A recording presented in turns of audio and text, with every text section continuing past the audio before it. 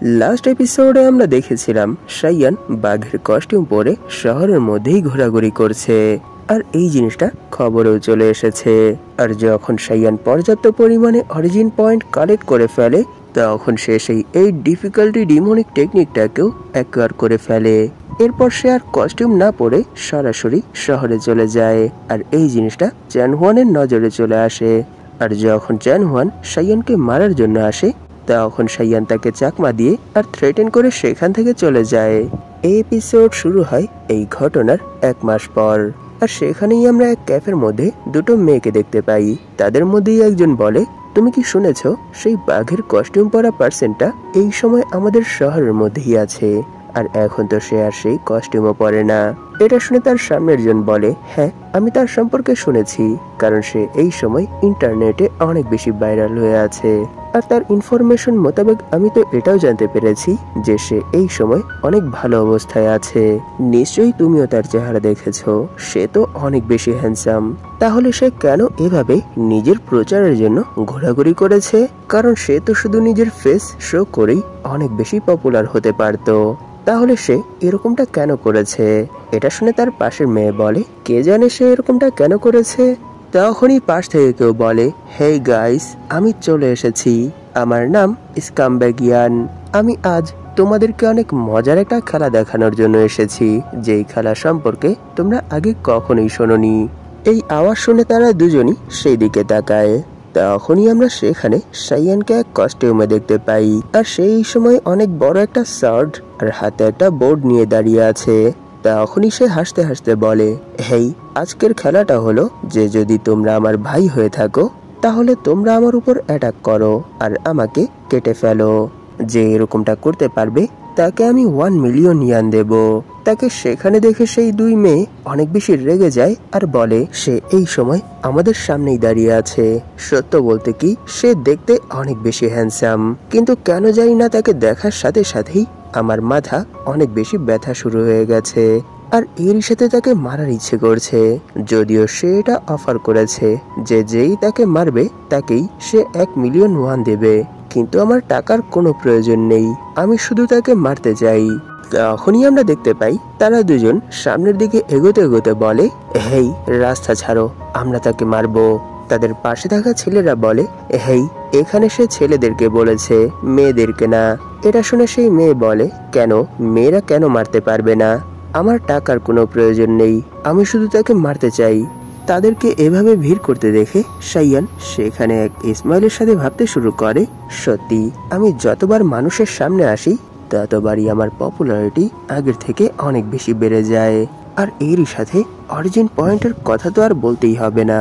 এই 1 মাসে আমি অনেক কিছুই করেছি। আমি এই ডিজায়ারের সেই স্কিলটাকেও অনেকটা লেভেল আপ করে ফেলেছি।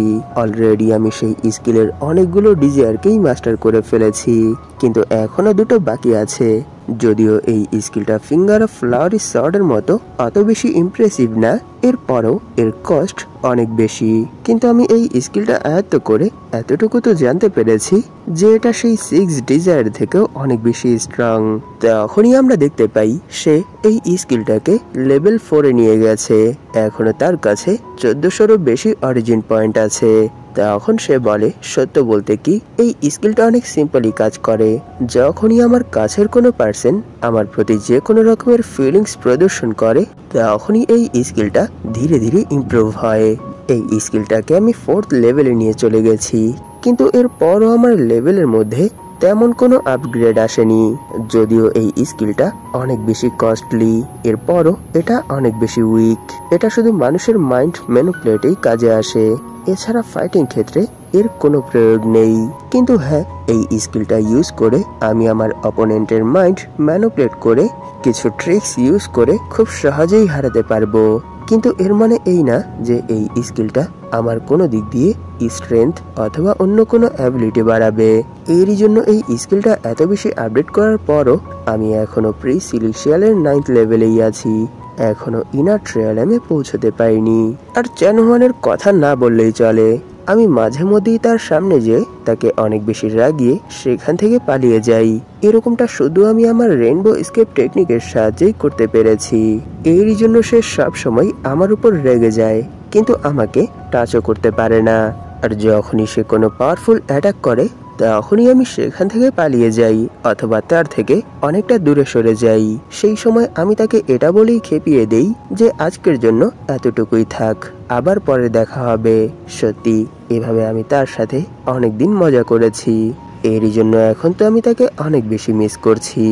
এটা ভেবেই সে সেখানে মিস্টার ওয়াংকে কল করে আর বলে সত্য বলতে কি আর মাত্র 2 দিন আছে যখন আমার এই ওয়ার্ল্ডে 3 মাস শেষ হয়ে যাবে। তাই এখন আমার মিস্টার ওয়াং এর সাথে কন্টাক্ট করতে হবে যাতে করে আমরা আমাদের এই খেল খুব দ্রুতই শেষ করতে পারি, কারণ এই সব কিছুর পরই তো আমরা আমাদের পুরো হিসাব নিকাশ মেলাতে পারবো। তখনই সিন শিফট হয় আর আমরা মিস্টার ওয়াংকে দেখতে পাই। সে বলছে ঠিক আছে ইয়াং মাস্টার, আমি সবকিছুই বুঝতে পেরেছি। এটা বলেই সে সেখানে কল কেটে বলে তাহলে ফাইনালি সেই দিনটা চলে এসেছে। তখনই পাশ থেকে কেউ বলে কি তুমি কি বললে যে কোন দিন চলে এসেছে? এটা শুনে সে সেখানে অনেক বেশি শক হয়ে যায় আর বলে কি ওয়ারলর্ড অসুর আপনি এখানে? তখনই আমরা সেখানে চ্যান হুয়ানকে দেখতে পাই আর এর পরের মোমেন্টেই মিস্টার ওয়াং তার সামনে মাথা ঝুঁকিয়ে বলে ওয়ারলর্ড অসুর, সত্যি এটা আমার জন্য অনেক বড় একটা ভাগ্যের বিষয় যে আপনি নিজে থেকেই আমার কাছে এসেছেন, কিন্তু প্লিজ আমি কি জানতে পারি যে আপনি কেন কাউকে না জানিয়েই হঠাৎ করে আমার সাথে দেখা করার জন্য চলে এসেছেন? এটা শুনে চ্যান হুয়ান বলে সত্য বলতে কি আমি এখানে হঠাৎ করে এই জন্য চলে এসেছি কারণ আমি তোমার সাথে দেখা করতে চেয়েছিলাম, আর উপর থেকে তোমার সাথে আমার অনেক ইম্পর্টেন্ট একটা কাজ আছে। এটা বলেই সে সেখানে অনেক বেশি রেগে যায় আর বলে তুমি এখানে কার সাথে ফোনে কথা বলছিলে আর কাকে তুমি ইয়াং মাস্টার শি বলছিলে? দ্রুত বলো আসলে এখানে কি চলছে? এইসব শুনে মিস্টার ওয়াং সেখানে অনেক বেশি ভয়ে ভয়ে বলতে শুরু করে না না ওয়ারলর্ড, আপনি এসব কি বলছেন? নিশ্চয়ই আপনি ভুল শুনেছেন, কারণ আপনি কিছুদিন যাবৎ অনেক বেশি ব্যস্ত। নিশ্চয়ই এরই জন্য আপনি এখানে ভুল শুনেছেন। আর আমি তো এখানে আমার গ্রুপের মেম্বারদেরকে ভালোভাবে তাদের হাত ওয়াশ করতে বলেছিলাম, কারণ কিছু সময় ধরেই নোংরা হাতের জন্য অনেকগুলো রোগ জীবাণু ছড়াচ্ছে। এইসব শুনে চ্যান হুয়ান সেখানে অনেক বেশি রেগে যায় আর বলে তোমার কি মনে হয় আমি কি এখানে ভুল কিছু শুনেছি? লুওহু, যাও তুমি তার কাছ থেকে তার ফোনটা নিয়ে আসো। কিন্তু আমরা দেখতে পারি চ্যান হুয়ানের গার্ডরা সেখানেই দাঁড়িয়ে আছে, তারা এক পাও নড়েনি, যার জন্য সেই পুরো প্লেসই কিছু সময়ের জন্য স্তব্ধ হয়ে যায়। এটা দেখে চ্যান হুয়ান সেখানে একটু রেগে বলে কি হলো, তোমরা কি আমার কথা শুনতে পাওনি? তাহলে কেন এখনো দাঁড়িয়ে আছো? দ্রুত তোমাদেরকে যেই কাজটা করতে বলেছি সেই কাজটা করো। এটা শুনে মিস্টার ওয়াং সেখানে হাসতে হাসতে বলে না না, তারা সবকিছুই শুনেছে, কিন্তু তারা এখানে এখনো কোনো অ্যাকশন এই জন্য নিচ্ছে না কারণ তারা এটা জানে যে তাদেরকে আসলে কার অর্ডার ফলো করতে হবে। এটা বলেই সে সেখানে এক magical spell the ultimate bliss technique may hell be your after life এই স্পেলটা কাস্ট করে। আর এর পরের মোমেন্টই আমরা সেখানে চ্যান হুয়ানের গার্ডদের বডি ফুলতে দেখতে পাই। এটা দেখে তারা দুজনই সেখানে চিল্লাতে চিল্লাতে বলে ইউ সান অফ বিচ, আমরা এখানে তোর সব অর্ডার ফলো করেছি, এরপরও তুই আমাদের সাথে এরকমটা কেন করেছিস? এটা শুনে মিস্টার ওয়াং বলে সত্য বলতে কি এখনের সিচুয়েশনটাই এরকম হয়ে গেছে, আর আমি জানি যদি আমি এখানে এরকম কিছুই না করতাম এরপরও তোমরা এখানে আমায় কোনো সাহায্যই করতে না, আর এমনিতেও আমি কোনো সাধু পারছেন না। সেখানেই আমরা চ্যান হুয়ানের পেছনে অনেক বড় বড় দুটো ব্লাস্ট দেখতে পাই, কিন্তু সেখানে চ্যান হুয়ান এখনো একেবারে স্থির হয়েই দাঁড়িয়েছিল। আর অন্যদিকে মিস্টার ওয়াং সেই ব্লাস্টের চাপের থেকে বাঁচার জন্য সেই রুমের জানালা ভেঙে বাহিরে চলে আসে, আর সে নিচে ল্যান্ড করতেই সেখানে অনেক বড় একটা ব্লাস্ট হয়। তখন মিস্টার ওয়াং সেই ব্লাস্টের দিকে তাকিয়ে বলে চ্যান হুয়ান, তুমি যত বড়ই মার্শাল আর্টিস্ট হয়ে থাকো না কেন এত বড় একটা ব্লাস্ট থেকে বেঁচে বের হওয়াটা তোমার জন্য অনেক বেশি কঠিন, তাই না? কিন্তু এর পরের মোমেন্টেই সে সেখানে অনেক বেশি শক হয়ে বলে কি এটা কিভাবে হতে পারে, এটা তো ইম্পসিবল। তখনই আমরা দেখতে পাই চ্যান হুয়ান সেই ব্লাস্টের ভেতর থেকে কোনো স্ক্র্যাচ ছাড়াই বের হয়ে এসেছে। আর এই সাথে সে বলে ওয়াং, তুমি কি ভেবেছিলে যে এত তুচ্ছ একটা ট্রিক্স ইউজ করে আমাকে কখনোই তুমি হারাতে পারবে? না, এরকমটা কখনোই হবে না, কারণ এটা তোমার লাইফের সব থেকে বড় ভুল ছিল। এটা শুনে মিস্টার ওয়াং সেখানে অনেক বেশি রেগে বলে, হ্যাঁ আমি জানি যে এরকম ছোটখাটো অ্যাটাকে আমি তোমার কিছুই করতে পারবো না। তোমার কি মনে হয় আমি কি এখানে ওয়ারলর্ডকে মারার জন্য একাই এখানে এসেছি? না, দেখো এখানে আমার সাহায্য করার জন্য কতগুলো মেম্বার চলে এসেছে। আর তোমার কি মনে হয় আমি এটা জানতাম না যে তুমি আজ এখানে আসবে? হ্যাঁ আমি এটা জানতাম, কারণ তোমার সেই গার্ডরা আমাকে এর ইনফরমেশন আগেই দিয়ে দিয়েছিল। আমি তো এতক্ষণ শুধু এখানে অ্যাক্টিং করছিলাম। সত্য বলতে কি, আজ এখানে তোমার সেই সবগুলো ক্রাইমের বিচারের পালা। এইসব শুনে সেখানে যেই পার্সনরা এসেছে তারা এক এক করে বলতে শুরু করে যে মিস্টার ওয়াং, আপনি কি এখানে আমাদেরকে ওয়ারলর্ডের সাথে ফাইট করার জন্যই ডেকেছিলেন? আর পাশ থেকে আরো একজন বলে, তুমি কি পাগল হয়ে গেছো? তিনি ওয়ারলর্ড, তিনি কোনো সাধারণ পার্সন না, আমরা তার সামনে 1 মিনিটও টিকতে পারবো না। আর পাশ থেকে আরো একজন বলে, তোমার কি মনে হয় আমরা কি এখানে তোমার কথা মতোই ওয়ারলর্ডের সাথে লড়াই করার জন্য চলে যাব? না, এটা কখনোই হবে না। এই সব শুনে মিস্টার ওয়াং সেখানে অনেক বেশি রেগে যায়। আর এরই সাথে যারা এইসব বলছিল তাদের মধ্যেই একজনকে সেখানেই ব্লাস্ট করে দেয় আর বলে, ইউ বাস্টার্ড, তোমরা কি ভেবেছো তোমরা যদি এখানে এভাবে চিল্লাও তাহলে কি আমি তোমাদেরকে এখান থেকে ছেড়ে দেব? সত্য করে বলো যে তোমরা কাকে বেশি ভয় পাও, চ্যান হুয়ানকে নাকি আমাকে? এই সব শুনে তারা সবাই একেবারে শান্ত হয়ে যায়। তখনই মিস্টার ওয়াং বলে, তাহলে এখানে আর কোনো সময় নষ্ট না করে দ্রুত তোমরা প্রথমে চ্যান হুয়ানের উপর অ্যাটাক করো। অর্ডার পাওয়া মাত্রই তারা সবাই না চাইতেই চ্যান হুয়ানের উপর অ্যাটাক করার জন্য এগোতে শুরু করে। এটা দেখে চ্যান হুয়ান তার হাতে এক ব্লু ফ্লেম অ্যাক্টিভেট করে বলে, সত্যি তোমাদের মতো পোকামাকড় আজ এখানে আমার বিরোধিতা করার জন্য আসছে। সত্যি এটা অনেক বেশি শেমফুল, কারণ তোমরা এখানে আমাকে ব্লক করার যোগ্য না। এটা বলেই সে সেখানে সেই একই স্পেল তাদের উপরও কাস্ট করে, যেটা সে লাস্ট টাইম সাইয়ানের উপর করেছিল, এই ডিফিকাল্টি আর হেল ডিফিকাল্টি। আর এরই সাথে আমরা সেই পুরো প্লেসেই ব্লু ফ্লেম জ্বলতে দেখতে পাই। এইসব দেখে মিস্টার ওয়াংও সেখানে আর কোনো দেরি না করে the ultimate bliss technique may be hell your after life এই স্কিলটা কাস্ট করে। আর এরই সাথে সেখানে তার আশেপাশে যতগুলো পার্সন ছিল তারা সবাই এক এক করে ব্লাস্ট হতে শুরু করে। আর এর পরের মোমেন্টই আমরা সেখানে অনেক বড় একটা ব্লাস্ট দেখতে পাই। এটা দেখে মিস্টার ওয়াং বলে, না না, এতটুকু যথেষ্ট না, তোমরা এখানে দাঁড়িয়ে না থেকে দ্রুত তোমরাও তার উপর অ্যাটাক করো। এটা বলতেই তারা সবাই তার উপর অ্যাটাক করার জন্য চলে যায়। আর এরই সাথে আমরা ধীরে ধীরে তাদের বডিও ফুলতে দেখতে পাই, এর মানে সে তাদেরকেও এখানে ব্লাস্ট করে দেবে।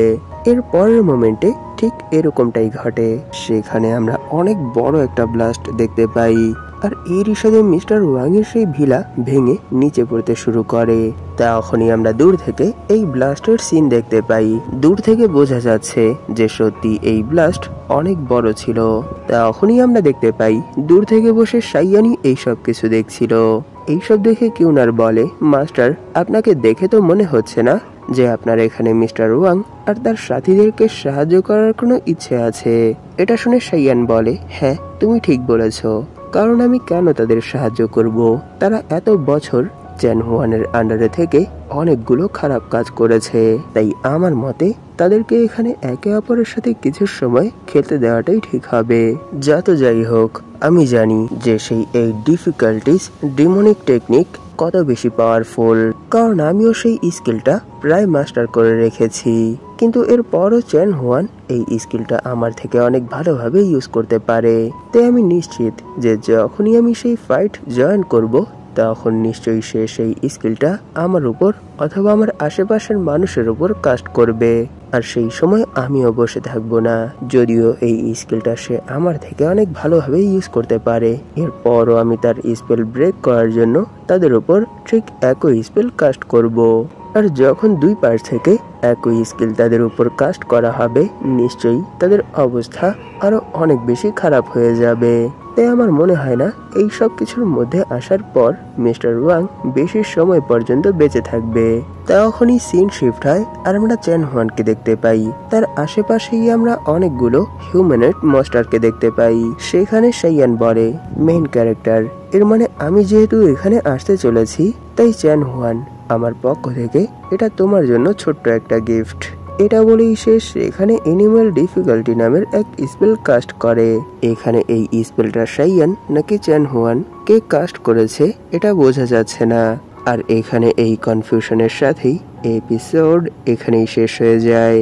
নিশ্চয়ই আমরা নেক্সট এপিসোডে এই জিনিসটা জানতে পারবো যে এই স্কিলটা কে কাস্ট করেছে। এই ভিডিওটা শেষ করার আগে আপনাদের কাছে আমার একটা রিকোয়েস্ট আছে। যদি আপনাদের মধ্যে কেউ এখন পর্যন্ত এই চ্যানেলটাকে সাবস্ক্রাইব করে না থাকেন তাহলে প্লিজ এই চ্যানেলটাকে সাবস্ক্রাইব করে দিন। আর এরই সাথে এই ভিডিওটাতেও একটা লাইক করে দিন, যাতে করে ইউটিউব এই ভিডিওটাকে নতুন নতুন মানুষের কাছে পৌঁছে দিতে পারে। ধন্যবাদ আপনাদের এই পর্যন্ত দেখার জন্য। তাহলে দেখা হবে এর পরের এপিসোডে।